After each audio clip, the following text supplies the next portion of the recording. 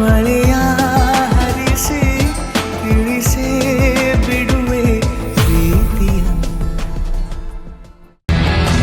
ನಾಳೆ ಅವನೇ ನಿನ್ನ ಹುಡ್ಕೊಂಡ್ಬಂದು ಸಾರಿ ನರ್ತನ, ನಿನ್ನ ಸಸ್ಪೆಂಡ್ ಮಾಡಿ ತಪ್ಪು ಮಾಡ್ಬಿಟ್ಟೆ, ನೀನಿಲ್ಲ ಅಂದ್ರೆ ನನಗೆ ಕೈ ಕಾಲೇ ಆಡಲ್ಲ, ನೀನ್ ಸಸ್ಪೆನ್ಷನ್ನ ನಾನು ಕ್ಯಾನ್ಸಲ್ ಮಾಡ್ತೀನಿ, ಪ್ಲೀಸ್ ಬಾ ಅಂತ ಕೇಳ್ಕೊತಾನೆ ನೋಡ್ತಿರ್ಬೇಕಿದ್ರೆ.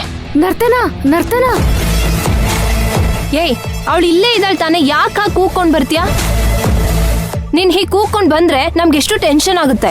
ಪುಷ್ಪಕ್ಕೂ ನಿನ್ನ ಹುಡ್ಕೊಂಡು ಹಾಸ್ಟೆಲ್ಗೆ ಬಂದಿದ್ದಾನೆ. ಪಮ್ಮಿ, ನಿಜ ಹೇಳ್ತಿದ್ಯಾ ತಾನೆ? ಗಾಡ್ ಪ್ರಾಮಿಸ್ ಬಂದಿದ್ದಾನೆ ನಿನ್ನ ಹುಡ್ಕೊಂಡು. ಸರಿ ಸರಿ, ಬೇಗ ಹೋಗಿ ಮಾತಾಡು.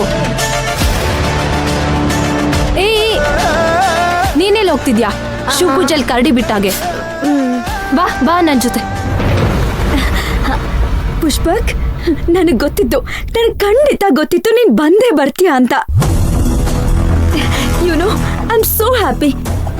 ಏನೋ ಕೋಪದಲ್ಲಿ ನಿನ್ನನ್ನ ಸಸ್ಪೆಂಡ್ ಮಾಡ್ಬಿಟ್ಟಿದ್ಯಾ, ಆದ್ರೆ ನಿನಗೆ ನನ್ನನ್ನ ಬಿಟ್ಕೊಡಕ್ ಇಷ್ಟ ಇಲ್ಲ ಅಂತ ಚೆನ್ನಾಗ್ ಗೊತ್ತು.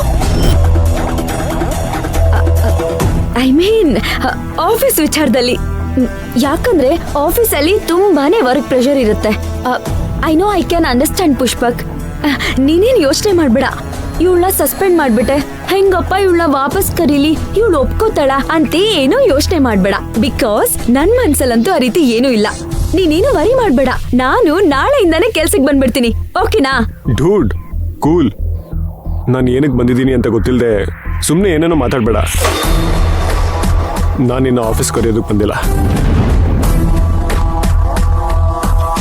ಪಮ್ಮಿ ಹೇಳಿದ್ಲು ನೀನನ್ನ ನೋಡಕ್ ಬಂದಿದ್ಯಾ ಅಂತ. ವಾಟ್? ನಾನು ಬಂದಾಗ ಅವಳು ನೋಡಿದ್ಲು, ಓಡ್ ಹೋದ್ಲು, ಅಷ್ಟೇ ಬಿಟ್ರೆ ಬೇರೇನು ಕಾನ್ವರ್ಸೇಷನ್ನೇ ಆಗಿಲ್ಲ. ಹಾಗಿದ್ರೆ ನೀನ್ ಬಂದಿದ್ ನನ್ನ ನೋಡಕ್ಕಲ್ವಾ?